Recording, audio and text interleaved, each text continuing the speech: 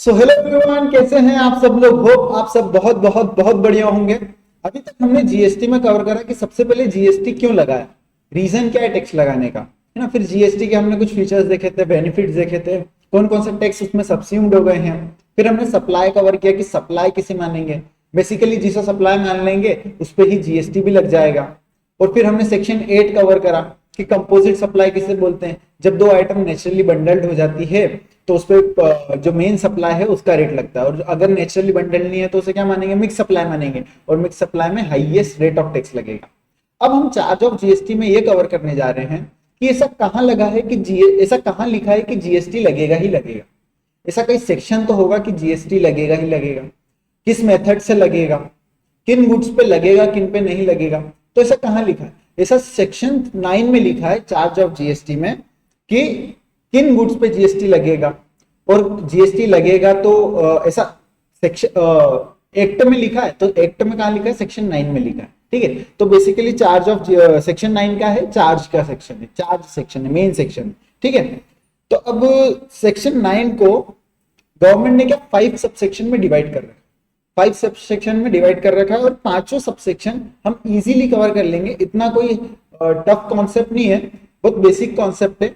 और आप एक एक बार पढ़ के आपको खुद को ये याद हो जाएगा कि हाँ basically section 9 is nothing, it's a charge of GST. और कुछ इसमें गुड्स जो है, और एक मेथड है इसमें आरसीएम की। आरसीएम क्या होता है, रिवर्स चार्ज मैकेनिज्म के अंडर कैसे जीएसटी लगता है, किन गुड्स पे नहीं लगेगा, ऐसा कुछ कुछ कुछ टॉपिक है इस सेक्शन 9 में।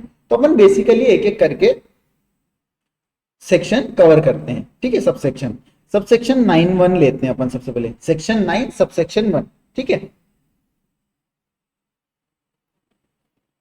सेक्शन 9 सब सेक्शन 1 में क्या लिखा है कि जीएसटी वुड बी लिविड, क्या लगेगा, जीएसटी लगेगा, GST GST would be levied CGST. अपन यहाँ पे जीएसटी की जगह सीजीएसटी ऑन काय पे लगता है सीजीएसटी, ये हम बेसिकली रिवाइज कर ही चुके हैं कि सीजीएसटी काय पे लगेगा, इंट्रास्टेट सप्लाईज पे लगेगा। काय पे लगेगा, इंट्रास्टेट सप्लाई मींस जो विद इन द स्टेट है, विद इन द स्टेट है उस पर क्या लगता है, सीजीएसटी लगता है और एसजीएसटी लगता है। तो CGST would be levied on intrastate supply,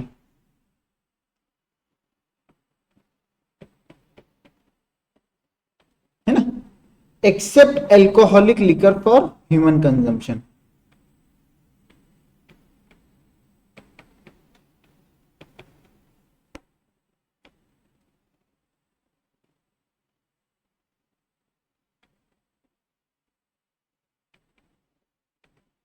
means जो अल्कोहल होती है, शराब होती है, जो दारू होती है, उस पर जीएसटी नहीं लगेगा। तो क्या गवर्नमेंट उसको शराब को छोड़ रही है, उसको एग्जाम कर रही है कि नहीं इस पे जीएसटी मत लगाओ, इस पे कम टैक्स रेट लो तो इस पे लोगों खूब भर भर के पियेंगे, ऐसा ऐसा चाह रही है क्या गवर्नमेंट?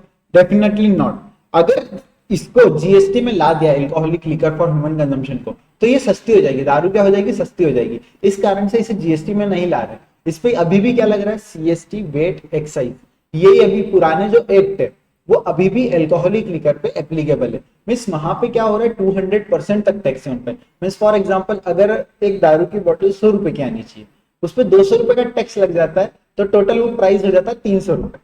मीन्स 300 में से 200 रुपए कहाँ जा रहे हैं, गवर्नमेंट के पास जा रहे हैं, और 100 रुपए उस सेलर के पास जा रहे हैं। ठीक है, इस कारण से अभी उसको जीएसटी में नहीं लाया है, और उसको जीएसटी में लाएंगे भी नहीं, क्योंकि जो एल्कोहलिक लिकर है उस पर केवल स्टेट का अधिकार है। मीन्स उस पर केवल स्टेट का पावर है कि उस पर जीएसटी कलेक्ट कर सके।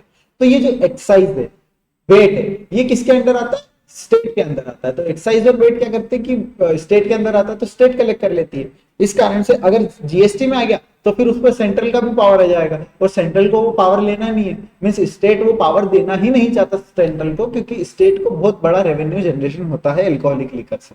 इस कारण से उसे जीएसटी में नहीं भी लाए। ठीक है, तो कौन सी दो बेसिक कंडीशन है एल्कोहलिक लिकर को जीएसटी में नहीं लाने का?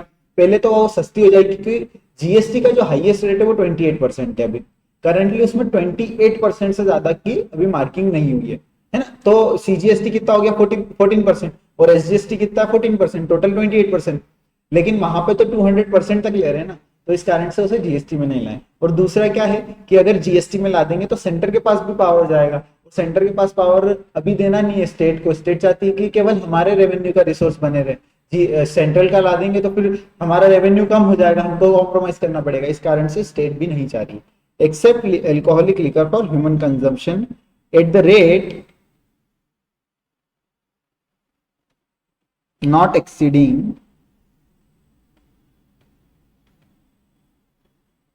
20%, मीन्स 20% से ज्यादा का रेट नहीं होना चाहिए उस पे, जीएसटी पे क्या 20% से ज्यादा का रेट नहीं होना चाहिए, eight the rate not exceeding 20%। But currently अभी तक 14% तक की ही मार्किंग की गई है, मीन्स 14% हाईएस्ट रेट है अभी सीजीएसटी का, तो 14 और 14 टोटल मिलके कितने हो जाते हैं, 28% हो जाते हैं, है ना। तो यहाँ पे 20 लिखा है तो 20 प्लस 20 40 हो जाएगा, बट अभी तक 14 ही मैक्सिमम सीजीएसटी का रेट हुआ है। ठीक है, तो बेसिक कंडीशन था कि सीजीएसटी किस पे लगेगा, इंट्रास्टेट सप्लाई पे लगेगा, एल्कोहलिक लिकर पे नहीं लगेगा। रीजन अपने को पता ही है क्यों नहीं लगेगा, और मैक्सिमम रेट जो है वो 20% से ही लगेगा, बट अभी करंटली 14% से ज्यादा नहीं लगा है। और कौन भरेगा इस पे, will be paid by supplier,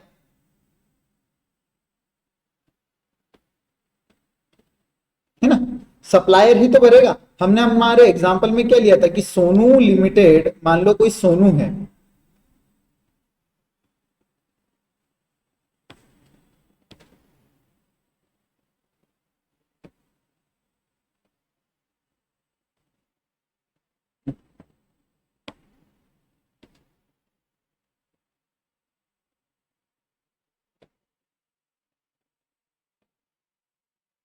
Sonu ने सोनू लिमिटेड, लिमिटेड, ठीक, मोनो लिमिटेड नहीं, ये है सेलर, ये है बायर, है ना, इसको अपन बना लेते हैं कार बायर। तो सोनू लिमिटेड ने क्या भरा, कार सेल करी, किसको कार सेल करी, car sold to Mono Limited, किसको सेल करी, कार मोनो लिमिटेड को सेल करी। तो सोनू लिमिटेड ने 10 lakh plus 18% equals to 11.80 lakh लिए, है ना, 11.80 lakh will be paid by Mono Limited to Sonu Limited, ठीक है। आउट ऑफ 11,80,000, इस 11,80,000 में से 1,80,000 will be paid by Sonu Limited to GST department is CGST 90,000 and SGST 90,000, ठीक है, टोटल वुड बी 1,80,000, ठीक है। ऐसे जो 1,80,000 है जो सोनू है उसने पे करे किसको, गवर्नमेंट को, ठीक है, and then 10 lakh would be price of car, ठीक है। ये समझ में आ गया आपको एग्जांपल की 1,80,000 का क्या करा हमने, बाइफिकेशन करा कि 90,000 एज सीजीएसटी भर दूंगा, 90,000 एज एसजीएसटी भर दूंगा, ठीक है। टोटल 1,80,000 गवर्नमेंट के पास पहुंच जाएंगे, मींस जीएसटी डिपार्टमेंट के पास पहुंच जाएंगे, ठीक है। तो बेसिकली सीजीएसटी किस पे लगेगा, इंट्रास्टेट सप्लाई पे लगेगा, और कौन पे करेगा, ये सप्लायर पे करेगा, जो सेलर है, सप्लायर है, वो क्या करेगा, वो पे करेगा, ठीक है, सप्लायर पे करेगा। तो अपन एक बार इसको रीड भी कर ले, CGST shall be levied on the all interested supply of goods और सर्विस ठीक है, गुड्स और service except on the supply of alcoholic liquor for human consumption at value determine under section 15। किस पे लगेगा? जो भी आपकी सेल प्राइस रहेगी उस पे ही लगेगा, ऑब्वियसली जो सेल प्राइस रहेगी उस पे ही लगेगा, एंड नॉट एक्सेडिंग एट 20%। ठीक है, फिर 9(2) में क्या लिखा है? 9(2) में अभी कुछ कुछ ऐसी आइटम लिखी है कि जिन पे अभी जीएसटी नहीं लगेगा, बट कब लगेगा? जब जीएसटी काउंसिल रिकमेंड कर देगी। कब लगेगा? जीएसटी काउंसिल जब रिकमेंड कर देगी। अब जीएसटी काउंसिल कब रिकमेंड करेगी? जब उसकी इच्छा होगी, जब उसे लगेगा कि इसे जीएसटी में लाना जरूरी है। तो अब 9(2) में कौन कौन से लिखे हैं? 9(2) में से 5 गुड्स लिखे हैं जहां पे जीएसटी काउंसिल जब भी रिकमेंड करेगी कि तो किसको रिकमेंड करेगी? क्या हमको रिकमेंड करेगी? नहीं, वो गवर्नमेंट को, बीजेपी को रिकमेंड करेगी कि अब इन्हें जीएसटी में लाने का समय हो गया है, अब इन पे जीएसटी लगा दो।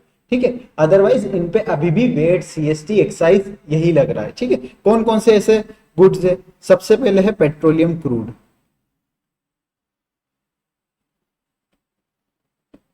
पेट्रोलियम क्रूड जो कच्चा ऑयल आता है, जो हमारे मोटा भाई क्या करते हैं, गल्फ कंट्री से, रशिया से, यहाँ से इंपोर्ट करते हैं। क्यों करते हैं?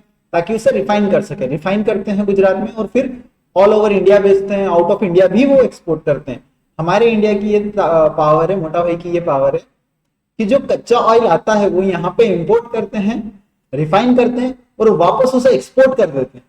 मीन्स वही गल्फ कंट्री को रिफाइन करके वापस भेज देते हैं।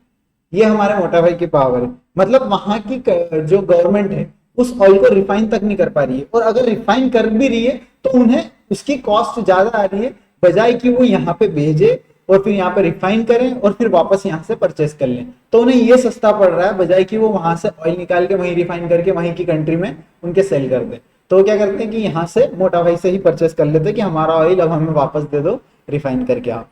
ठीक है, तो गल्फ कंट्री आज की तारीख में ये भी कर रही है। ठीक है, यूरोप में भी हमारा ऑयल जो है रिफाइंड ऑयल वो वहां पे भी सेल होता है। ठीक है, पेट्रोलियम क्रूड जो इंपोर्ट करते हैं, कच्चा ऑयल जो अनरिफाइंड ऑयल होता है, जो मोटा भाई इंपोर्ट करते हैं, उस पर जीएसटी नहीं लगता है। क्यों नहीं लगता है? क्योंकि उस पर अभी भी पुराने एक्ट के तहत वेट, सीएसटी, एक्साइज लगता है। ठीक है, उसके बाद मोटर स्पिरिट। मोटर स्पिरिट क्या बोल सकते हैं अपन?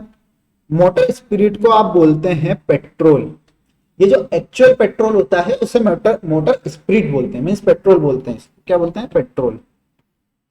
इस पे भी अभी जीएसटी नहीं लग रहा है, मीन्स कच्चा ऑयल पे तो लग ही नहीं रहा है, जो रिफाइंड ऑयल, रिफाइंड पेट्रोल है उस पर भी नहीं लग रहा है। ठीक है, उसके बाद हाई स्पीड डीजल जो बस में डलता है, जो बस में डलता है और टैंकर्स में डलता है, इन सब चीज में डीजल डलता है। डीजल कार भी आती है, डीजल डलता है, तो उस पर भी जीएसटी नहीं है। और किस पे नहीं लगेगा? जो प्लेन होता है, प्लेन में क्या डलता है? प्लेन में एविएशन टरबाइन फ्यूल डलता है। जो एविएशन टरबाइन फ्यूल है उस पर भी जीएसटी नहीं लगता। जो प्लेन में नॉर्मल पेट्रोल नहीं डलता, उसमें एविएशन टरबाइन फ्यूल, उसमें हाई हाई पावर वाला पेट्रोल आता है, उस पे वो उस पर भी जीएसटी अभी नहीं लगता है। उसके अलावा ऑटो में क्या डलता है? ऑटो में डलती है नेचुरल गैस, मीन्स सीएनजी। जो नेचुरल गैस है उस पे भी क्या है? अभी जीएसटी नहीं रखा हुआ है। उनको सबको अभी पुराने एक्ट में ही लागू कर रखा है। जो सीएसटी है, वेट है, एक्साइज है, ये सारे एक्ट अप्लाई हो रहे हैं। किस पे अप्लाई हो रहे हैं? Would be applied in above 5 goods. ठीक है, और इसके कब जीएसटी में लाएंगे? जब जीएसटी काउंसिल रिकमेंड करेगी। किसको रिकमेंड करेगी? गवर्नमेंट को रिकमेंड करेगी। जो बीजेपी है उसको रिकमेंड करेगी। अभी करंटली बीजेपी है गवर्नमेंट में, तो गवर्नमेंट को रिकमेंड करेगी। The central tax on the supply of petroleum crude, high speed diesel, motor spirit, natural gas and aviation turbine fuel shall be levied with effect from such date as may be notified by government। Means government notify करेगी, but इसको recommend कौन करेगी? GST council करेगी। हमने तो देखा था कि सारे काम किसके? नॉर्मली जीएसटी को मैनेज करने का काम किसका? जीएसटी काउंसिल का काम है। जीएसटी काउंसिल इन सब चीज को देखेगी और जीएसटी काउंसिल किसको बोलेगी? गवर्नमेंट को बोलेगी, and then government will notify us. ठीक है, 9(3) क्या है? अब एक अच्छा सा 9(3) और 9(4) का एक बढ़िया सा एग्जाम्पल लेते हैं। अपन ने ऑलरेडी इसको कवर कर रखा है, बट फिर भी बेसिक बेसिक आपको पता है, बट फिर भी अपन इसको कवर करेंगे। ठीक है, 9(3), 9(4) को अपन कवर करेंगे।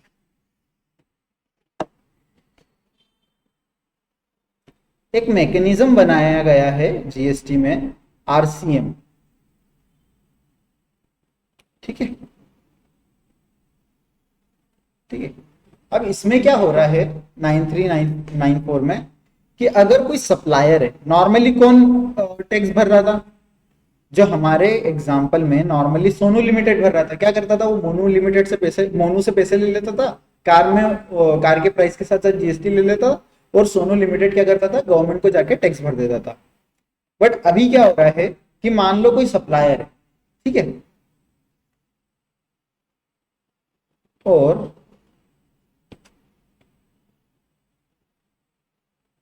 रिसिपिएंट भी है।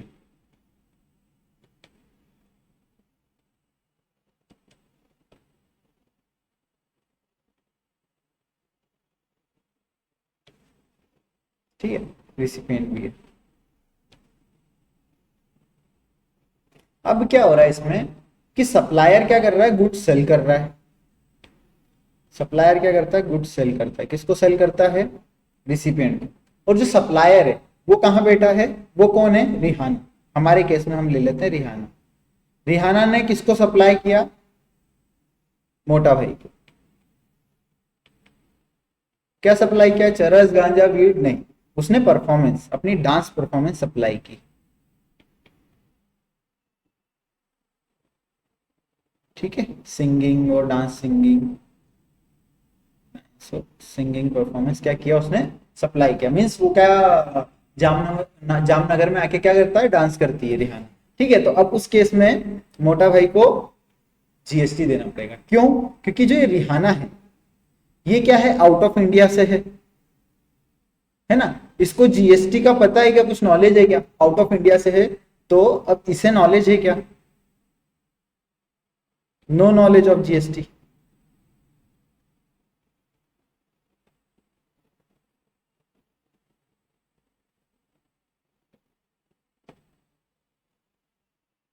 No knowledge of GST. ठीक है, तो इस केस में क्या करना है, फॉर एग्जाम्पल 10 करोड़ का जब मोटा भाई पे करेंगे, मोटा भाई क्या करेंगे, 10 करोड़ पे करेंगे, 10 crore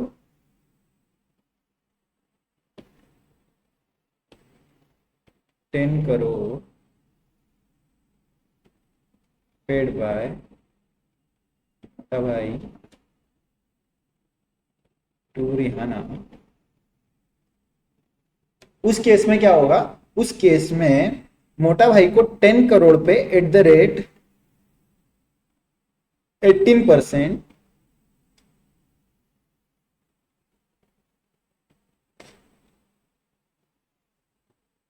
GST would be paid.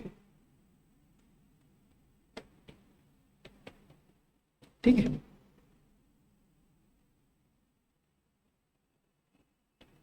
To पे ऑन 10 करोड़ 18%। ठीक है, एस जीएसटी।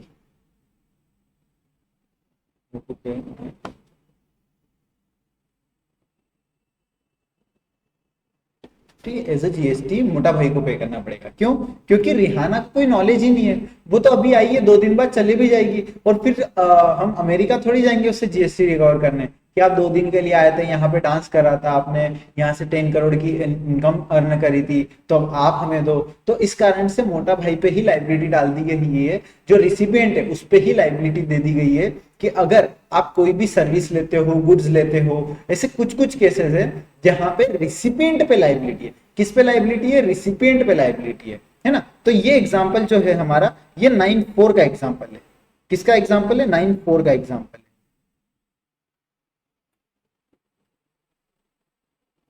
है ना, 9(4) का एग्जांपल है। क्योंकि रिहाना तो अनरजिस्टर्ड पर्सन है ना, रिहाना क्या है, अनरजिस्टर्ड पर्सन है।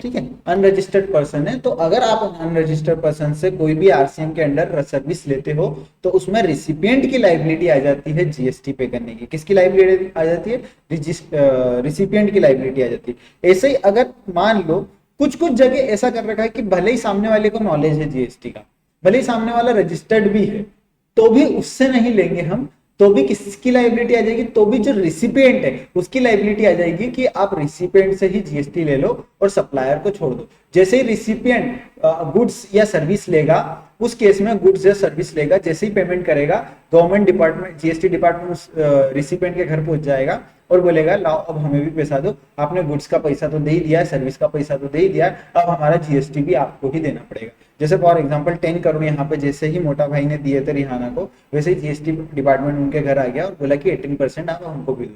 क्यों? As a GST, GST act में लिखा है कि आपको आरसीएम के अंडर आपको जीएसटी पे करना पड़ेगा। ठीक है, तो 9(3) और 9(4) बेसिकली में अंतर क्या है? 9(3) में जो पर्सन है वो रजिस्टर्ड सप्लायर है,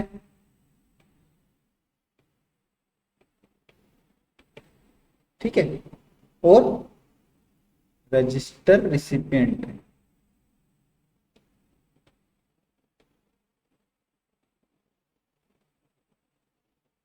रजिस्टर्ड सप्लायर है और रजिस्टर रिसिपिएंट, ठीक है।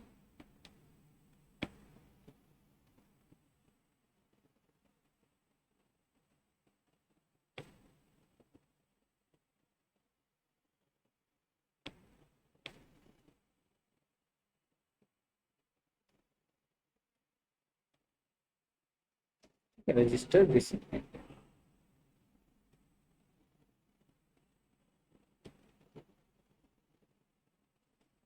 ठीक है। अब 9(4) में क्या अंतर है? 9(4) और इसमें डिफरेंस क्या है? 9(4) में जो सप्लायर है वो क्या है? अनरजिस्टर्ड है, अनरजिस्टर्ड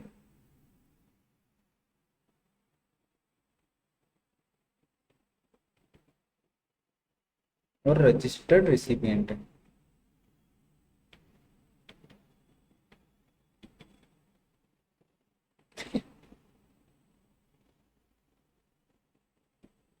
इधर लिख देते थोड़ा सा,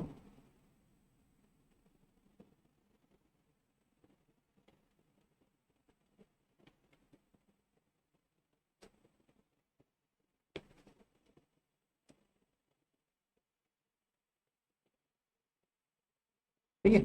बस इतना सा अंतर है, यहाँ पे रजिस्टर्ड है और यहाँ पे अनरजिस्टर्ड, ठीक है, बस इतना सा डिफरेंट। अब ऐसा नहीं है कि सारी चीजों पे रिसिपिएंट को ही देना है, कुछ कुछ जगह ही रिसिपिएंट को देना है, बाकी सारी जगह सप्लायर को देना है। ऐसी कौन कौन सी जगह है? वो ऐसी जगह यहाँ पे मेंशन कर रखी है। 9(3) की कुछ अलग है, 9(4) की अलग है, ठीक है। 9(3) की अलग है। 9(3) में टोटल 7 गुड्स है प्लस 16 सर्विसेज है ना, प्लस 2 सर्विस आईजीएसटी में नोटिफाइड है। ऐसे टोटल 16 और 2 18, 18 और 7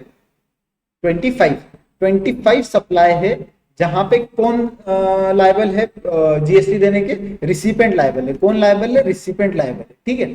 सप्लायर लायबल नहीं है। सप्लायर क्या बोलेगा कि मुझे तो गुड्स का पैसा दे दो, जीएसटी आप आपके देखते रहना, आप भरते रहना, ठीक है। जनरली उसको क्या करना पड़ता है? गुड्स का प्राइस भी लेना पड़ता है, जीएसटी का प्राइस भी लेना पड़ता है। लेकिन कहीं कहीं ऐसा लिखा हुआ है 7 + 16 + 2 में कि जो सप्लायर है उसको केवल गुड्स का प्राइस मिल जाएगा, उसको केवल सर्विस का प्राइस मिल जाएगा और जीएसटी डायरेक्ट रिसिपिएंट ही भर देगा।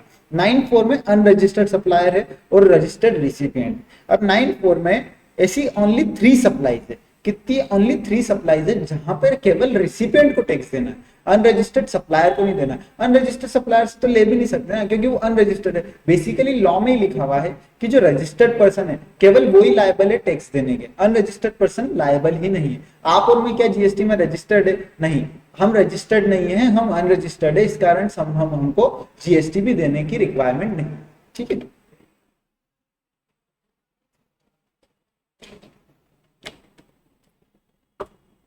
ठीक है,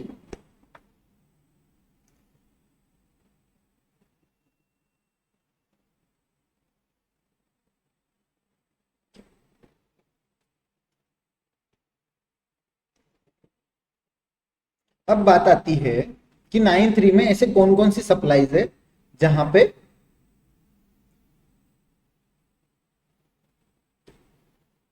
इन सर्विस को अपन एक काम करते बाद में कवर करेंगे। अपन एक बार 9(5) को भी ओवरव्यू कर लेते कि 9(5) क्या है। 9(3) की हमें कौन कौन सी सर्विस, कौन कौन सी सप्लाई कवर करनी है? जो आरसीएम वाली है, 7 गुड्स, 16 सर्विसेज और 2 आईजीएसटी एक्ट में कवर है, और 3 सप्लाई 9(4) की कवर करनी है जिसपे आरसीएम में टैक्स लगेगा। अब 9(5) क्या बोलता है? 9(5) बोलता है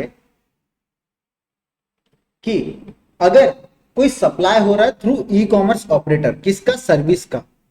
अगर कोई सर्विस का सप्लाई हो रहा है और वो किसके थ्रू हो रहा है? ई कॉमर्स ऑपरेटर के थ्रू।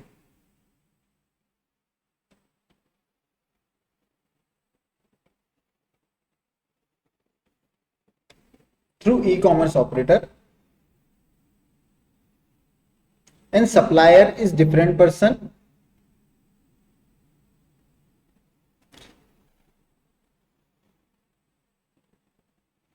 supplier and recipient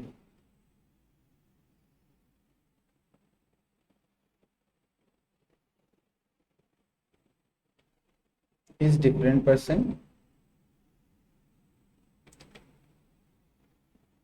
ठीक है, सप्लायर और रेसिपिएंट क्या है? डिफरेंट पर्सन है। ठीक है, यहाँ पे अब इसमें क्या हो रहा है कि ई कॉमर्स ऑपरेटर, आपको पता है क्या होता है?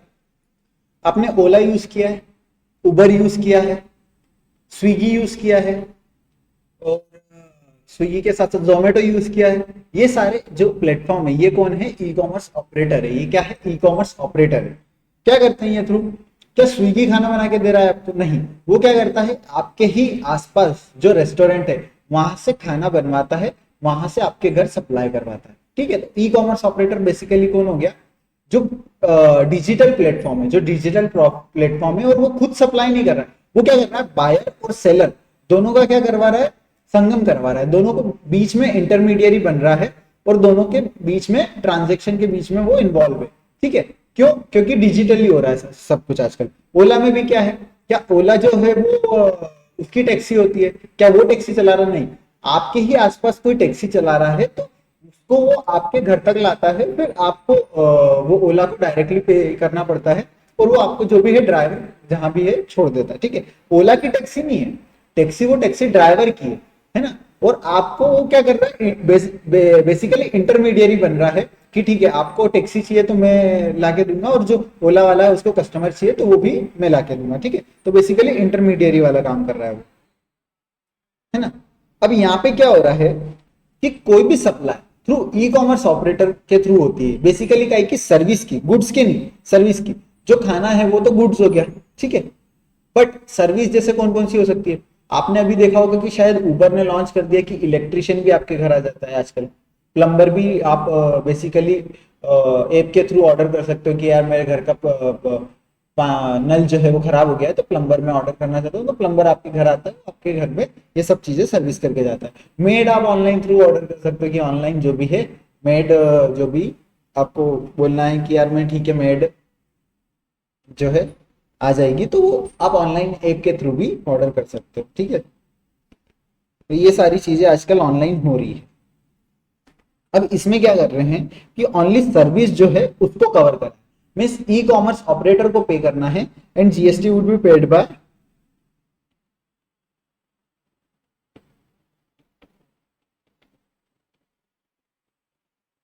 ई कॉमर्स ऑपरेटर। ऐसा क्यों करा गवर्नमेंट ने? ऐसा क्यों करा? मान लो आपकी मम्मी को मोबाइल चलाना अच्छे से आता है, बहुत अच्छे से आता है, उन्होंने कहीं ऐड देखा टीवी पे कि आजकल आप है ना मेड को ऑनलाइन बुला सकते हो, कि आप ऐप, ये हमारा हमारा वाला ऐप इंस्टॉल करो और आप ऑनलाइन क्या कर सकते हो? मेड को बुला सकते हो। तो मम्मी ने ऐप डाउनलोड करा और मेड को बुला लिया, तो अब मेड को जीएसटी आता है क्या?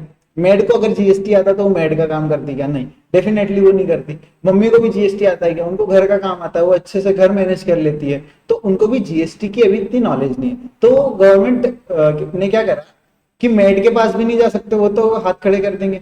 मम्मी के पास भी नहीं जा सकते, वो भी हाथ खड़े कर देंगे कि मुझे तो जीएसटी आता ही नहीं और मैं क्यों दूं आपको जीएसटी, भगा देगी वो। ठीक है, झाड़ू मार के भगा देगी। ठीक है, गवर्नमेंट को। तो अब उनने क्या करा कि जो बड़ी कंपनी है, बड़ी कंपनी जिसके थ्रू ऑर्डर हो रहा है, मेड का ऑर्डर हो रहा है, तो उस पर ही आप जीएसटी लगा दो, और वो बड़ी कंपनी से ही जीएसटी ले लो। आपको घर घर मेड के पास जाने की भी जरूरत नहीं पड़ेगी, सबकी मम्मियों के पास जाने की भी जरूरत नहीं पड़ेगी। तो आप क्या करो, ये जो बड़ी कंपनी है ई कॉमर्स ऑपरेटर जो उबर है, उसके ही ऑफिस चले जाओ, और वहां पे एक साथ पूरे इंडिया में मान लो कि 1000 मेड ऑर्डर हुई है, कि 1000 मेड की रिक्वायरमेंट आई है मम्मी के द्वारा, तो इस कारण से उन 1000 मेड पे जीएसटी कौन दे देगा? ई कॉमर्स एक कंपनी के पास चलेगा, उनने ही सारी मेड का जीएसटी पे कर दिया। ठीक है, तो गवर्नमेंट ने क्या करा कि एक बड़ा मुर्गा पकड़ लो, छोटे छोटों को सबको छोड़ दो। ठीक है, उबर वुड रिक्वायर टू पे जीएसटी। ठीक है, उबर को पे करना पड़ेगा। किसको पे करना पड़ेगा? उबर को पे करना पड़ेगा। अब इसमें क्या उबर सप्लाई कर रहा है क्या सर्विस? नहीं, सप्लाई कौन कर रहा है? मेड कर रही है। मेड क्या करती है? घर का आके काम करती है, वो सारी सर्विस प्रोवाइड कर रही है। किसको प्रोवाइड कर रही है? मम्मी को प्रोवाइड कर रही है। मीन सप्लायर कौन हो गया यहाँ पे? Supplier of service made. ठीक है, रिसिपिएंट कौन हो गया?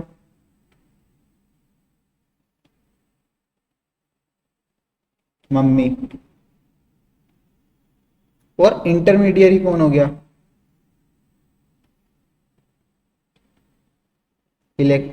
उबर। ठीक है, तो ये बेसिकली ये चार्ट फ्लो है किसका? ई कॉमर्स ऑपरेटर का। ठीक है, अब ऐसी कुछ कुछ सर्विस, 3 या 5 सर्विस यहाँ पे डिफाइन है जिसपे ई कॉमर्स ऑपरेटर को जीएसटी पे करना है। सारी सर्विस अगर ई कॉमर्स प्रोवाइड करता है, 1000 तरीके की सर्विस अगर ई कॉमर्स ऑपरेटर प्रोवाइड करता है, तो केवल 4 या 5 सर्विस ही ऐसी है जिनपे केवल जीएसटी ई कॉमर्स ऑपरेटर को जीएसटी देना है। ठीक है, केवल 4 या 5 सर्विस ही उनने कवर की है। ऐसा अभी तक हमारे सिलेबस में नहीं है कौन सी 4 या 5 सर्विस है, फिर भी हम बेसिक इसका डिस्कस कर लेंगे जब हम आरसीएम की सर्विस कंप्लीट करेंगे। ठीक है, तो 9(5) की भी हम सर्विस तब रिकवर कर लेंगे। ठीक है, गवर्नमेंट में by notification specify category of service on the tax on which intrastate supply of which shall be paid by E commerce operator. किसको पे करने की रिक्वायरमेंट है? ई कॉमर्स ऑपरेटर को पे करने की रिक्वायरमेंट है। If such service are supply through it, कोई सी भी सर्विस उसके द्वारा उसके थ्रू सप्लाई की जाती है। किसके थ्रू? ई कॉमर्स ऑपरेटर की। जैसे मेड की सर्विस उसके थ्रू मेड की सर्विस दे रहे हैं ई कॉमर्स ऑपरेटर, उबर के थ्रू। ठीक है, and e commerce operator is liable for paying the tax in the relation to supply of such service provided where e commerce operator. मान लो ई कॉमर्स ऑपरेटर जो उबर है, मान लो वो कहाँ की कंपनी है? वो अमेरिका की कंपनी। फॉर एग्जाम्पल अगर वो यूएसए की कंपनी, अब उसने तो ऐप बना दिया, उसने यहाँ पे इंडिया में ऐप लॉन्च कर दिया है ना, तो अब क्या करेंगे? क्या जीएसटी ई कॉमर्स ऑपरेटर वहां अमेरिका जाएंगे? मोदी जी बोलेंगे नहीं हम अमेरिका जाएंगे, तो वहां से तो उनको भगा देंगे ना अमेरिका वाले। तो मोदी जी ने क्या बोला? अगर आपको आपका ऐप इंडिया में चलाना है, आपको अगर आपका ऐप इंडिया में रन करना है, तो आपको एक ऑफिस खोलना पड़ेगा इंडिया में, और आपको एक पर्सन भी अपॉइंट करना पड़ेगा। साथ ही साथ वो पर्सन की जिम्मेदारी ये रहेगी कि वो जीएसटी भरे। ठीक है, आपको इंडिया में पर्सन अपॉइंट करना है, ऑफिस खोलना है, और यहाँ से फिर आप अपना ऐप भी चला सकते हो, और फिर वो पर्सन की जिम्मेदारी रहेगी उस पर जीएसटी भरने की। अगर आपने ऑफिस नहीं खोला, पर्सन अपॉइंट नहीं करा, तो आप फिर ऐप भी इंडिया में नहीं कर पाओगे, चला पाओगे। ठीक है,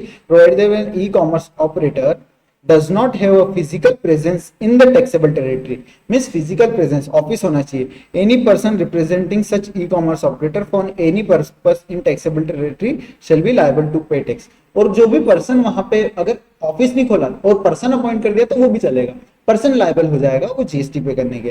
provided further that where an e-commerce operator does not have any physical presence in the taxable territory, also he does not have a representative in the said territory, such e-commerce operator shall appoint a person in the taxable territory for the purpose of paying tax, and such person shall be liable to pay tax। अब e-commerce operator ने क्या करा? ना office खोला, ना person appoint करा, दोनों ही चीज नहीं करी। तो मोदी जी ने बोला, गवर्नमेंट ने बोला कि आपको क्या करना है? एक पर्सन अपॉइंट करना है, और वो पर्सन की ही जिम्मेदारी होगी इस पे जीएसटी पे करने की। ठीक है, अगर अपॉइंट कर दिया तो वेल एंड गुड, हम उससे ले लेंगे। अपॉइंट नहीं किया है तो आपको अपॉइंट करना पड़ेगा और फिर हम उससे जीएसटी लेंगे। ठीक है, अब हम 9(3) और 9(4) पे वापस आ जाते हैं। 9(3) में देखो 4 गुड्स हैं, बेसिकली 7 है अगर आप काउंट करोगे तो। 4 गुड्स है, 16 सर्विस है, और +2 है ना जो आईजीएसटी एक्ट में नोटिफाइड है। और ये जो 9(4) है इसके बाद हम कवर करेंगे। अब इसको कैसे डिवाइड कर रखा है? एक तो गुड्स में डिवाइड कर रखा है, ठीक है, और एक सर्विस में डिवाइड कर रहा है, मींस गुड्स और सर्विस। कुछ गुड्स ऐसे हैं जिनमें रिसिपिएंट की लायबिलिटी आ जाती है। किसकी रिसिपिएंट की लायबिलिटी आती है? काई की लायबिलिटी आती है कि जीएसटी पे कर दे, है ना, और ना कि सप्लायर। सप्लायर को केवल गुड्स का प्राइस मिल जाएगा, वो अपना गुड्स का प्राइस लेके घर चले जाएगा, और रिसिपिएंट को क्या करना है? गुड्स का प्राइस सप्लायर को देना है, और जीएसटी किसको देना है? गवर्नमेंट को देना है। ठीक है, कौन कौन से ऐसे गुड्स है? बेसिकली जो कैश्यू नट्स है, जो कैश्यू नट्स जो काजू होता है, अगर वो सप्लाई करता है, कौन सप्लाई करेगा? फार्मर। फार्मर सप्लाई करेगा किसको? Basically agriculturist. फार्मर और एग्रीकल्चरिस्ट है कि to any registered person, registered person जिसने जीएसटी नंबर ले रखा है।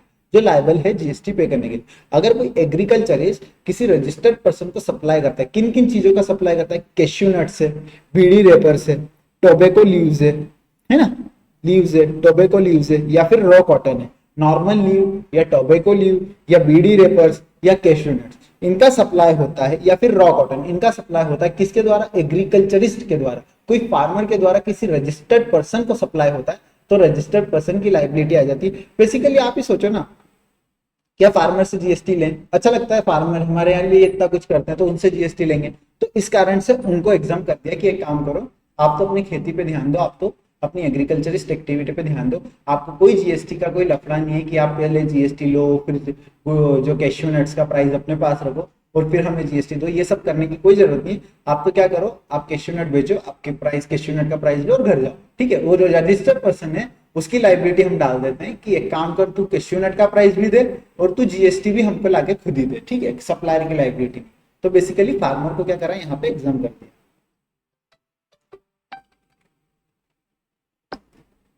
ठीक है। अब अगर सेम, अगर कोई सिल्क यार्न है, सिल्क यार्न कौन सप्लाई करता है, manufacturer of silk yarn, manufacture, ये भी फार्मरिस्ट ही होते हैं, नॉर्मली जो फार्मरिस्ट होते हैं वही करते हैं ये सब, जो गांव में ही होता है ये सब, जो सिल्क यार्न है। अगर मैन्युफैक्चरर ऑफ सिल्क यार्न क्या कर रहा है, किसी रजिस्टर्ड पर्सन को सप्लाई कर रहा है, तो उसमें जो रजिस्टर्ड पर्सन है उसकी लायबिलिटी आ जाएगी, जो रिसिपिएंट है उसकी लायबिलिटी आ जाएगी।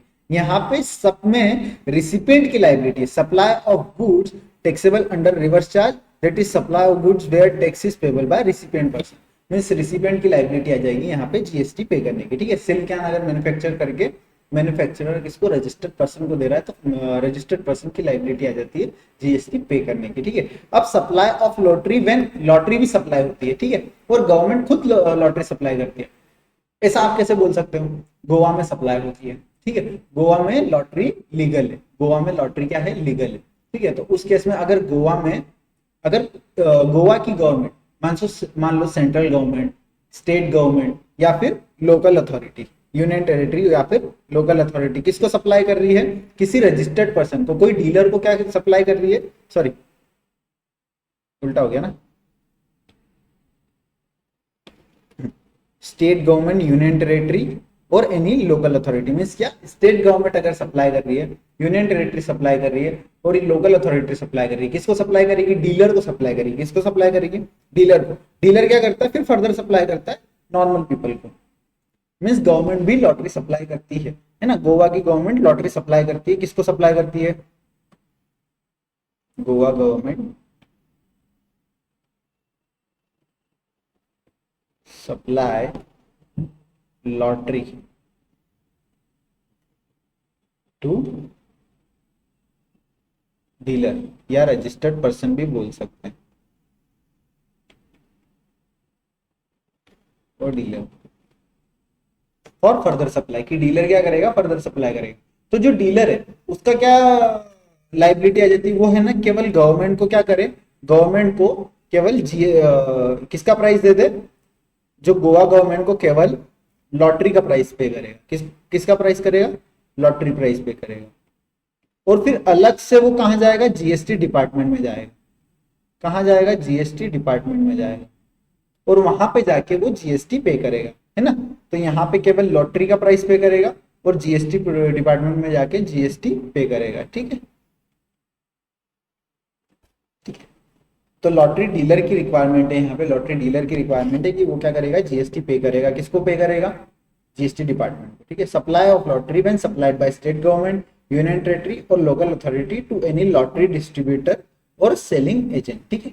लॉटरी डिस्ट्रीब्यूटर बोल लो या सेलिंग एजेंट बोल लो, एक ही बात, ठीक है। उसके बाद अगर यूज्ड व्हीकल है, यूज व्हीकल हो जाते हैं जो मतलब सेकेंड हैंड व्हीकल हो जाते हैं, या फिर seized and confiscated goods, seize कर लिए, किसने सीज करे, गवर्नमेंट ही सीज कर सकती है ना। तो कॉन्फिस्केटेड गुड्स है या सीज कर लिए, कॉन्फिस्केट मींस जब्त कर लेना, कोई गुड्स को जब्त कर लिए, कौन जब्त कर सकता है, गवर्नमेंट जब्त कर सकती है ना। ओल्ड एंड यूज्ड गुड्स, वही सेकेंड हैंड गुड्स है ना, second hand vehicle, second hand goods, या फिर जो जब्त कर लिए वाले गुड्स, और waste and scrap when supplied by central government, state government, union territory or any local authority to any registered person etc are taxable under reverse charge। ये सारे टैक्सेबल होंगे, किसमें टैक्सेबल होंगे, रिवर्स चार्ज, आरसीएम के under taxable होंगे। कौन supply कर रहा है? Central government. सेंट्रल गवर्नमेंट के पास ऐसी कई गाड़ियां हैं जो उन्हें यूज सीज कर रखी है। मान लो कोई गाड़ी थी, उसमें क्या हो रहा था कि इलीगल स्मगलिंग वाला काम हो रहा था, तो उसको गवर्नमेंट ने क्या करा? सीज कर लिया। अब वो किसी की लाइब्रेरी, अब किसी की असेट नहीं, वो केवल गवर्नमेंट की असेट है। तो गवर्नमेंट क्या करेगी? उसको भी एक टाइम बाद बेच देगी। गवर्नमेंट खुद तो चलाएगी नहीं उस बस को या उस कार को, वो क्या करेगी? सेलर ढूंढेगी। अब वो कोई रजिस्टर्ड पर्सन, कोई डीलर है, मान लो कार डीलर है, उसको बेच दिया उन्होंने, और फिर कार डीलर क्या करेगा? आगे सेल कर देगा नॉर्मल पर्सन को। तो अब वो रजिस्टर्ड पर्सन को उन्होंने क्या करा? वो कार सेल कर दी।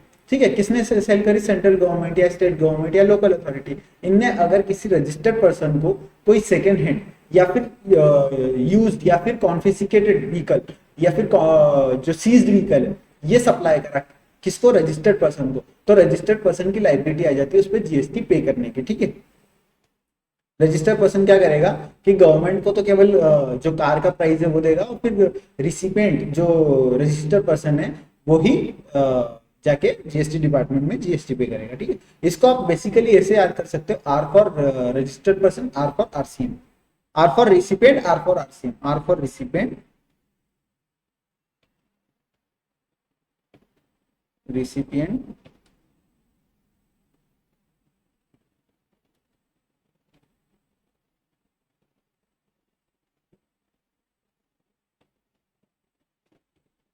Are for RCM. ठीक है, R for recipient, R for RCM.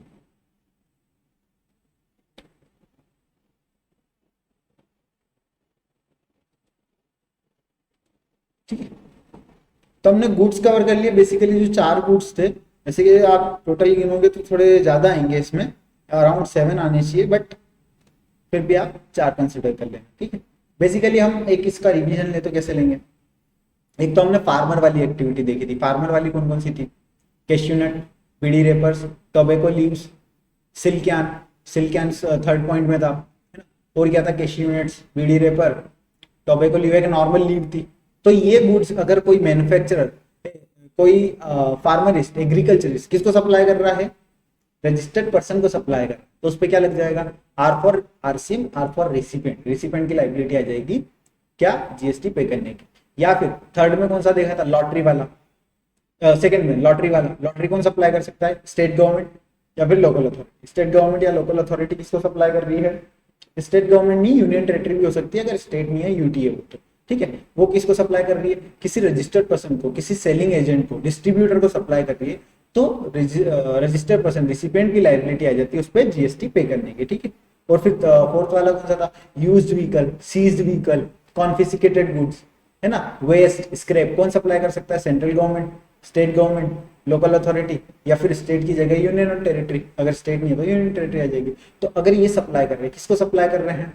किसी रजिस्टर्ड डीलर को, रजिस्टर्ड पर्सन को, रजिस्टर्ड पर्सन को सप्लाई कर रहे हैं, तो रजिस्टर्ड पर्सन की लायबिलिटी आ जाती है यहाँ पे जीएसटी पे करने की। ठीक है, तो ये बेसिकली 4 गुड्स थे। ठीक है, अब आती है मेन तो सर्विसेज। मेन सबसे ज्यादा मेन है सर्विसेज। ठीक है, अराउंड 16 सर्विसेज है यहाँ पे, और इसका एक बेसिकली हमने मेमोरी टेक्निक बना रखी है। वो मेमोरी टेक्निक अगर ये कहानी पढ़ लेंगे तो अपने को पूरी 16 सर्विस याद हो जाएगी। ठीक, एक एक करके हम कवर करते हैं। ठीक है, 16 सर्विसेज।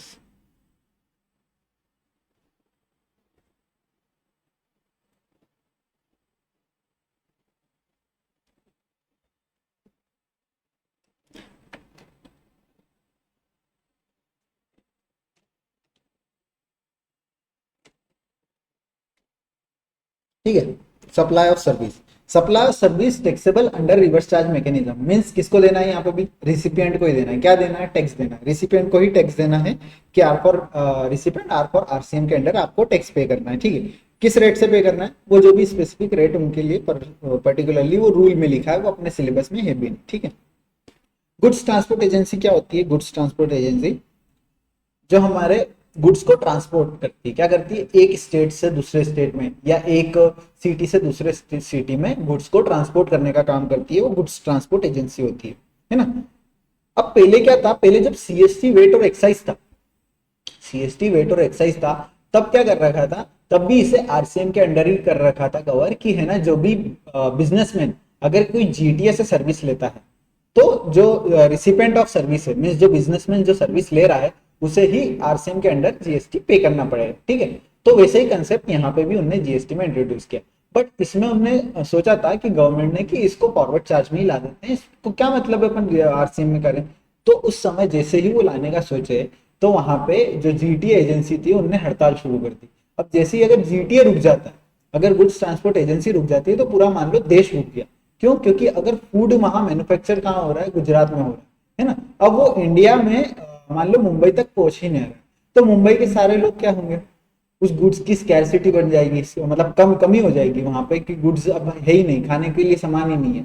तो वहां पे पूरा देश एकदम से रुक जाता है। तो जीटीए एजेंसी ने क्या करा, हड़ताल शुरू कर दी पूरे इंडिया में एक साथ कि हम तो जीएसटी इस पे हम आरसीएम के अंडर नहीं लाने देंगे, और हम इस पे क्या करेंगे, इसमें इसको आरसीएम में ही रखो, फॉरवर्ड चार्ज के अंदर इससे हम नहीं आने देंगे, ठीक है, फॉरवर्ड लाइबिलिटी इसमें नहीं होनी चाहिए।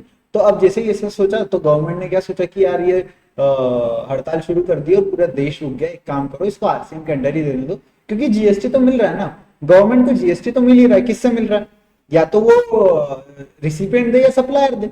रिसिपेंट दे ही रहा है जब, तो मैं क्यों इसके लिए इतना लड़ूं। तो उन्होंने गवर्नमेंट ने क्या सोचा कि ठीक है इसको आरसीएम के अंडर ही रहने दो, ठीक है। तो जीटीए वाला जो बेसिकली अपन देखते हैं, जो गुल्लू, हमारी गुल्लू प्राइवेट लिमिटेड है, किसकी? गुल्लू प्राइवेट लिमिटेड, हमारी गुल्लू प्राइवेट लिमिटेड कंपनी है। और गुल्लू प्राइवेट लिमिटेड कंपनी ने क्या करा, ये क्या करती है, गुड्स को ट्रांसपोर्ट करती है, एक सिटी से दूसरे सिटी पे ट्रांसपोर्ट करती है अपने ट्रक में।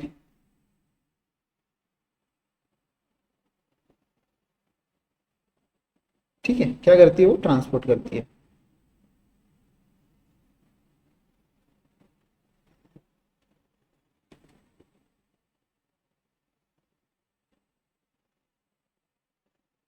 ठीक है, ये ट्रक बन गया अपना। इसमें वो क्या करती है, गुड्स को लोड करती है ना, और transport to other city.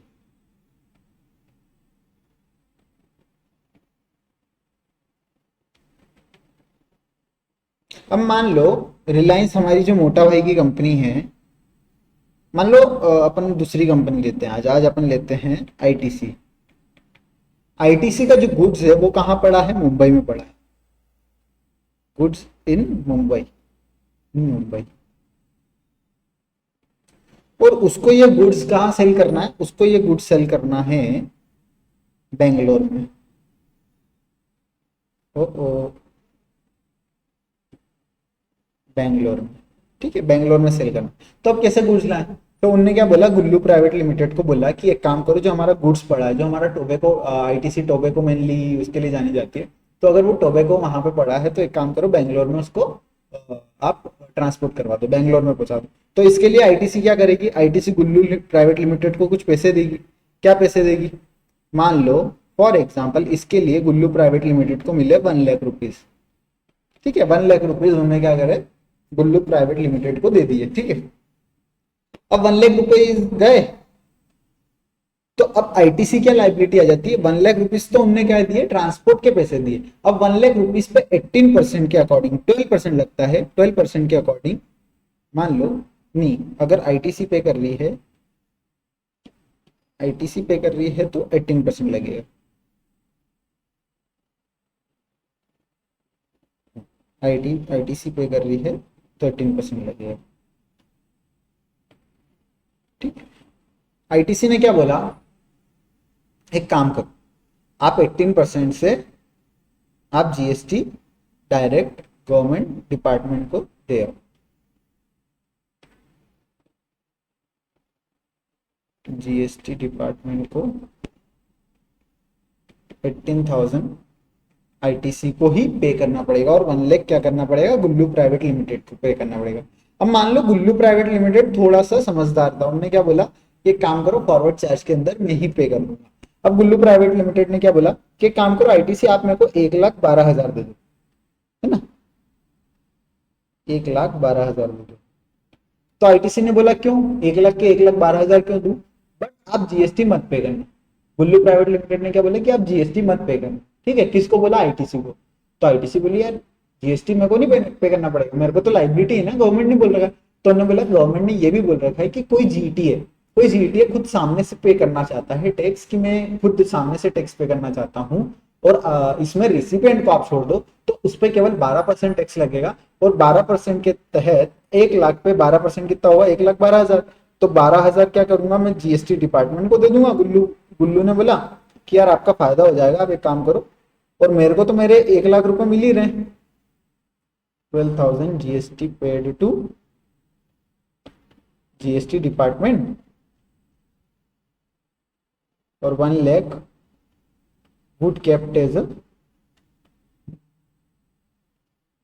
Service charge. तो गुल्लू को कुछ प्रॉब्लम हुई क्या? नहीं हुई प्रॉब्लम। क्यों नहीं हुई? क्योंकि उसे 1,12,000 मिल रहे थे, उसे 12,000 जीएसटी डिपार्टमेंट में जाके जमा करवाने थे, 1 लाख रुपए तो मिल ही रहे। ऊपर वाले एग्जाम्पल में भी उसे 1 लाख रुपए मिल रहे थे, बस यहाँ पे आईटीसी को जाके जमा करवाने पड़ रहे थे 18,000। अब यहाँ पे सेकंड एग्जाम्पल में क्या हो गया, गुल्लू को जमा करवाने पड़ रहे 12,000, बट उसे 1 लाख रुपए जो बचने चाहिए थे 1 लाख रुपए ही बच रहे। ठीक है, तो अगर जीटे सामने से पे करने जाता है तो उसे 12% देने, और अगर जीटे सामने से नहीं देने जाता है तो उस केस में आरसीएम में रिसिपेंट की लाइबिलिटी आ जाती है। और रेट क्या रहता है उस समय 18% रेट लग जाता है। ठीक है, अब गुल्लू से कौन कौन सर्विस ले सकता है? गुल्लू से बेसिकली फैक्ट्री सर्विस ले सकती है, या फिर कोई सोसाइटी ले सकती है, या कोऑपरेटिव सोसाइटी ले सकती है, कोई भी रजिस्टर्ड पर्सन जो जीएसटी में वो ले सकता है, कोई body corporate. Body corporate means foreign company भी आ जाती है इसमें। बॉडी कॉर्पोरेट में बेसिकली कंपनी आती है, फॉरेन कंपनी भी आ जाती है ना। पार्टनरशिप फर्म, जो आप सीएमए फर्म में आप अपनी प्रैक्टिस करेंगे, सीए फर्म में आप अपनी प्रैक्टिस करेंगे, तो वहां पे अगर अपनी रजिस्टर जो पार्टनरशिप सीए फर्म कहलाती है उसे पार्टनरशिप फर्म कहते हैं। ठीक है, कोई कैजुअल टैक्सेबल पर्सन है ना, या फिर इसके बाद यहाँ पे ये स्पेसिफाइड पर्सन, इसी स्पेसिफाइड रेसिपिएंट कहलाएंगे। ठीक है, मतलब जीटीए किन किन को सर्विस दे सकता है? फैक्ट्री को दे सकता है, सोसाइटी को दे सकता है, कोऑपरेटिव सोसाइटी को दे सकता है, रजिस्टर्ड पर्सन को दे सकता है, कैजुअल टैक्सेबल पर्सन को दे सकता है, बॉडी कॉर्पोरेट को दे सकता है, पार्टनरशिप फर्म को दे सकता है। तो इस केस में गुल्लू को या तो सामने वाला आरसीएम के अंडर जीएसटी पे कर दे, अगर आरसीएम के अंडर नहीं पे कर रहा है तो फॉरवर्ड चार्ज में अगर गुल्लू खुद सामने से 12% देना चाह रहा है तो 12% दे दे। मीन्स 6% क्या हो जाएगा, जीएसटी सीजीएसटी हो जाएगा, 6% एसजीएसटी हो जाएगा। देखो यहाँ पे लिखा भी है, goods transport agency who has not paid CGST 6%। अगर जीटीए ने पे नहीं किया है 6% के तहत, मींस 12% के तहत, तो किसकी लाइबिलिटी आ जाएगी? रिसिपेंट की लाइबिलिटी आ जाएगी। अगर जीटीए सामने से 6% दे देता है तो रिसिपेंट की लाइबिलिटी नहीं आएगी।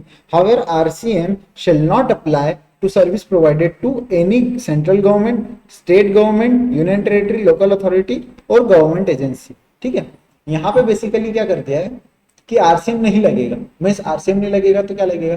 फॉरवर्ड चार्ज ही लगेगा।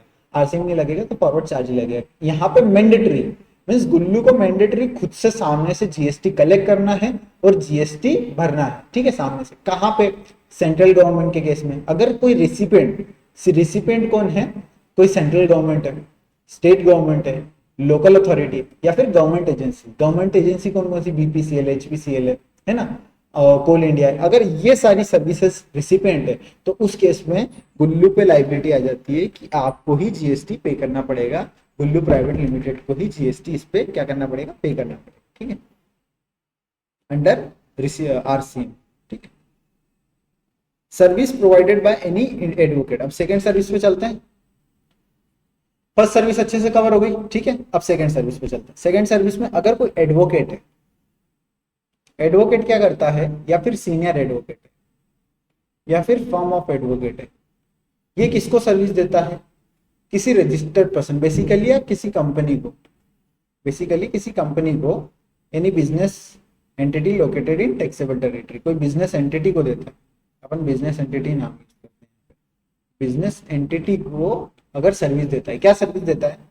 मान लो बिजनेस एंटिटी मींस आप फॉर एग्जांपल एक कंपनी ले लेते हैं, रिलायंस कंपनी ले। रिलायंस कंपनी पे क्या हुआ? रेड पड़ी। रिलायंस कंपनी पे रेड पड़ी। आए दिन पड़ती रहती है उनका रेड, ऐसे कोई नॉर्मल सी बात है उनके लिए। रिलायंस पे काफी रेड पड़ती है। ऐसा मत सोचना कि बीजेपी की गवर्नमेंट है तो रिलायंस पे रेड नहीं पड़ती, काफी रेड पड़ती, बट ऊपर के ऊपर मामले सल्टा भी देते हैं। ठीक है, बस ये फायदा है। तो अब क्या हुआ, रिलायंस पे रेड पड़ी तो वहां पे टैक्स की डिमांड है। सामने वाले गवर्नमेंट ने बोला, जीएसटी डिपार्टमेंट ने क्या बोला कि आपको जीएसटी पे करना पड़ेगा। क्या करना पड़ेगा? जीएसटी पे करना पड़ेगा। फॉर एग्जांपल रिलायंस पे क्या बोल दिया कि आपको 50 लाख का जीएसटी पे करना पड़ेगा। अब एक्चुअल में जब रिलायंस भी कैलकुलेट कर रही है तो उसे आ रहा है कि 20 लाख ही पे करना है ना, 20 लाख ही पे करना है। तो उनने मसला किसको दिया, चार्टेड अकाउंटेंट को दिया। तो चार्टेड अकाउंटेंट ने अपील फाइल करी, किसको अपील फाइल करी, कमिश्नर को अपील फाइल करी, ठीक है। वहां पे लॉस होते हैं तो फिर आप हाईकोर्ट जाते हो।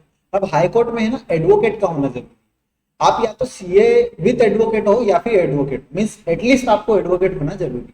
तो अब एडवोकेट के पास गया केस, तो हाईकोर्ट में क्या हुआ, एडवोकेट ने कोई बिजनेस एंटिटी को सर्विस दी, क्या सर्विस दी, लीगल सर्विस दी, रिलायंस कंपनी के बिहाफ पे वो केस लड़ा, ठीक है। वो भी टैक्स एक्सपर्ट था, जो एडवोकेट था वो भी टैक्स एक्सपर्ट था। तो उस केस में जो एडवोकेट ने लीगल सर्विस दी, किसको दी, रिलायंस कंपनी को।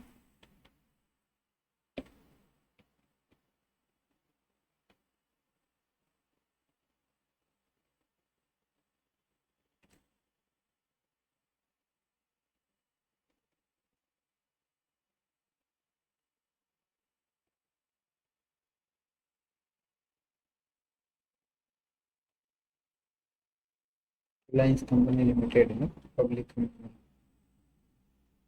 ठीक है। रिलायंस कंपनी लिमिटेड को क्या लीगल सर्विस दी, उसके बिहाफ पे वो टैक्स मैटर्स पे लड़ा, ठीक है। कहां पे लड़ा, हाई कोर्ट में लड़ा। तो इस केस में रिलायंस सर्विस कौन सप्लाई कर रहा है, एडवोकेट दे रहा है। एडवोकेट क्या सर्विस दे रहा है, लीगल सर्विस दे रहा है, ठीक है। इसको अपन लिख सकते हैं legal service supplier, legal service supplier. और इसको अपन लिख दें रिलायंस इंडस्ट्री रिसिपिएंट लिख दें,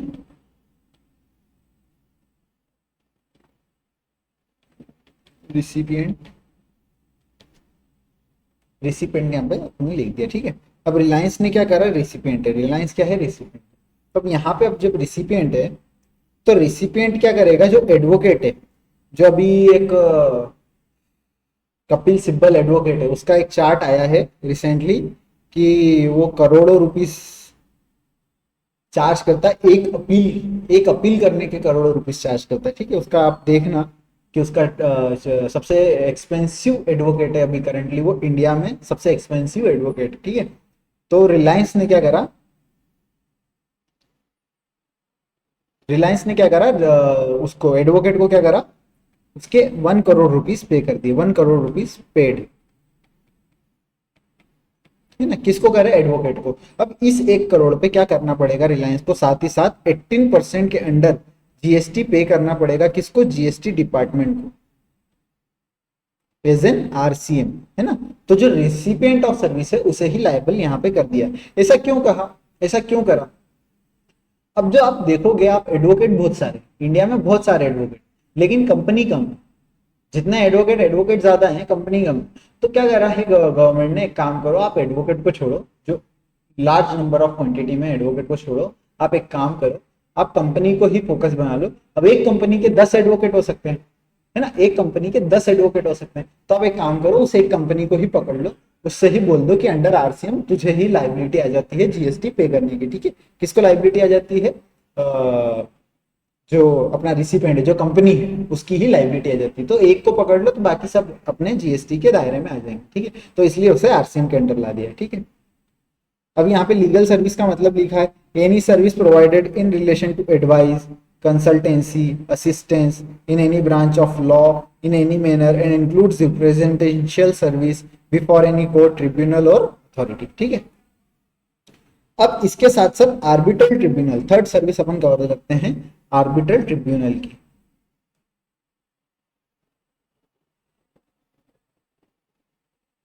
आर्बिट्रल ट्रिब्यूनल की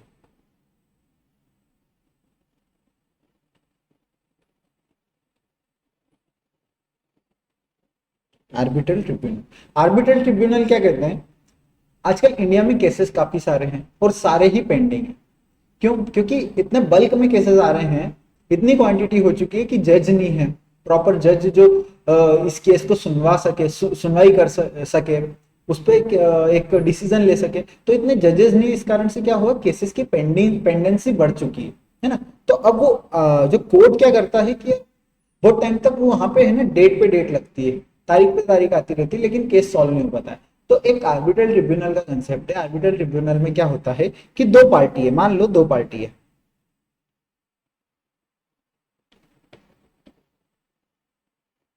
गीता लिमिटेड और Babita Limited. Geeta Limited Babita Limited दो कंपनी है। अब गीता लिमिटेड ने क्या बोला बबीता लिमिटेड को कि एक काम कर, Geeta Limited would supply 1 lakh box printed box. Print क्या रहेगा उस पर, बबीता लिमिटेड प्रिंट रहेगा। क्या रहेगा, Babita Limited. Printed box to Babita Limited, Babita Limited, ठीक है। बबीता लिमिटेड को वो सप्लाई करेगी, है ना, इन 30 days.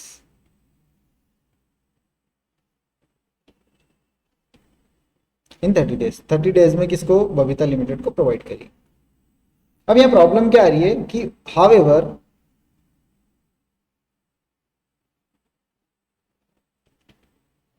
if Babita Limited,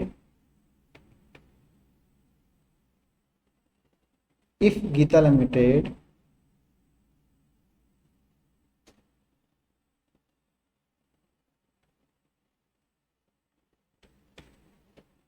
fails to deliver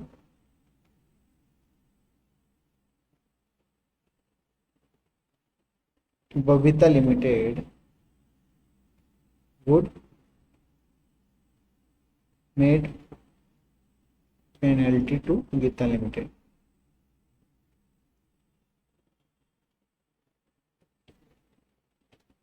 अब मान लो क्या हुआ, गीता लिमिटेड ने बोला कि मैं क्या करूंगी, बबीता लिमिटेड को बॉक्स सप्लाई करूंगी। क्या करूंगी, बॉक्स सप्लाई करूंगी, ठीक है। बबीता लिमिटेड को कितने दिन में, 30 डेज में सप्लाई कर दूंगी। लेकिन बबीता लिमिटेड क्या बोल रही है कि अगर तूने 30 डेज में नहीं अप्लाई किया तो हम तुम पे पेनल्टी लगा देंगे। अब मान लो कि कुछ दिन बाद, मान लो 25 दिन हो गए, अब गीता लिमिटेड को बोल रहा है कि यार मैं तो है ना सप्लाई नहीं कर पाऊंगी बबीता लिमिटेड को, कुछ जो बॉक्स है 1 लाख बॉक्स है प्रिंटेड बॉक्स में सप्लाई नहीं कर पाऊंगी। क्यों नहीं सप्लाई कर पाऊंगी, क्योंकि बबीता लिमिटेड से ही कुछ ऐसी एक्टिविटी हो गई थी जिस कारण से सप्लाई नहीं कर पाई। तो अब क्या हुआ कि इस केस में दोनों की पार्टी के बीच में मतभेद होने लगे। तो अब दोनों में मतभेद होने लगे, दोनों की लड़ाई होने लगी कि यार मेरे को तो 30 दिन में बॉक्स यही चाहिए थे लेकिन आपने नहीं दिए, अब मेरे को लॉस होगा, बबीता लिमिटेड को लॉस हो जाएगा, कुछ उसके कॉन्ट्रैक्ट थे। तो अब इस केस में क्या हुआ, बबीता और गीता लिमिटेड कोर्ट जाने लगे। बट उनको समझ में आया कि कोर्ट में चले गए तो हमारे सालों साल चले जाएंगे, हमारा केस सॉल्व नहीं होगा। तब एक काम करते हैं, हम क्या करेंगे, स्पेसिफिकली आर्बिट्रल ट्रिब्यूनल में जाते हैं। आर्बिट्रल ट्रिब्यूनल कौन होता है, एक एक्सपर्ट होता है। Arbitral tribunal is an expert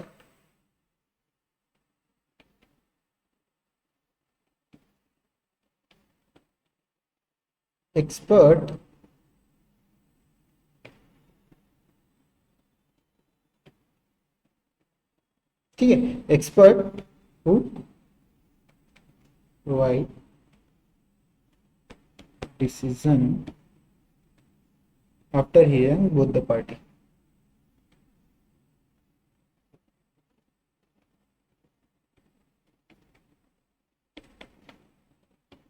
ठीक है ना, ऐसा आर्बिट्रल ट्रिब्यूनल क्या होता है, एक्सपर्ट होता है। वो क्या करता है, दोनों पक्षों को सुनता है और जो भी उसका बेस्ट डिसीजन आता है वो आर्बिट्रल ट्रिब्यूनल दोनों को बोलता है कि आप दोनों ये समझौते कर लो, ठीक है। अगर यही केस अगर कोर्ट में जाता तो दोनों ही पार्टी की क्या होती, जो गुडविल है वो खराब होती कि इन पे तो केस चल रहा है, इन पे ऑलरेडी केस चल रहा है दोनों पे, तो इनके साथ फिर बिजनेसमैन भी क्या होता है, अटैच नहीं होते कि इन दोनों पे ऑलरेडी केसेस चल रहे हैं तो इनसे अटैच नहीं होता, इनके जो रेपुटेशन खराब है। तो उन्होंने क्या करा, आर्बिट्रल ट्रिब्यूनल को ले लिया। आर्बिट्रल ट्रिब्यूनल जो है एक एक्सपर्ट है, वो क्या करेगा, दोनों पक्षों को सुनेगा और एक अपना डिसीजन दे देगा और दोनों पक्षों को ये मानना पड़ेगा, ठीक है। तो अब आर्बिट्रल ट्रिब्यूनल यहाँ पे क्या कर रहा है, दोनों को पक्षों को सुन रहा है और एक डिसीजन दे रहा है, ठीक है। अब बबीता लिमिटेड जब समझ गई कि मेरे पास 1 लाख बॉक्स नहीं आने वाले, तो उनने क्या करा, बबीता लिमिटेड कहाँ चले गई, आर्बिट्रल ट्रिब्यूनल के पास चले गई और बोला कि ये गीता लिमिटेड जो है मेरे को बॉक्स प्रोवाइड नहीं कर रही है ना। दोनों पक्षों को सुना, आर्बिट्रल ट्रिब्यूनल डिसीजन दिया, आर्बिट्रल ट्रिब्यूनल ने डिसीजन दिया, दोनों को मान भी लिया। अब पैसे किसको देने पड़े यहाँ पे, बबीता लिमिटेड को। किसको देने पड़े, arbitral tribunal. For example 50 lakh rupees पे करे, 50 लाख रुपीज बबीता लिमिटेड ने आर्बिट्रल ट्रिब्यूनल को पे करे कि आपने हमारे दोनों को केसेस को समझाया हमको और जो भी इसका जो डिसीजन था आपने बेस दिया है, तो इसकी सर्विस का चार्ज आपको देना ही पड़ेगा, आर्बिट्रेट ट्रिब्यूनल ऑब्वियसली देना ही पड़ेगा। मैंने मेरी एक्सपर्टाइज के अकॉर्डिंग मैंने ये काम किया है, तो मेरा 50 लाख चार्ज बनता है, आप 50 लाख रुपीज दे दो, ठीक है। गीता लिमिटेड को भी मंजूर था वो डिसीजन, बबीता लिमिटेड को भी मंजूर था, ठीक है, 50 लाख दे दो। अब बबीता लिमिटेड क्या है, रिसिपिएंट है, क्योंकि सर्विस किसने दी, सर्विस तो आर्बिट्रेट ट्रिब्यूनल ने दी।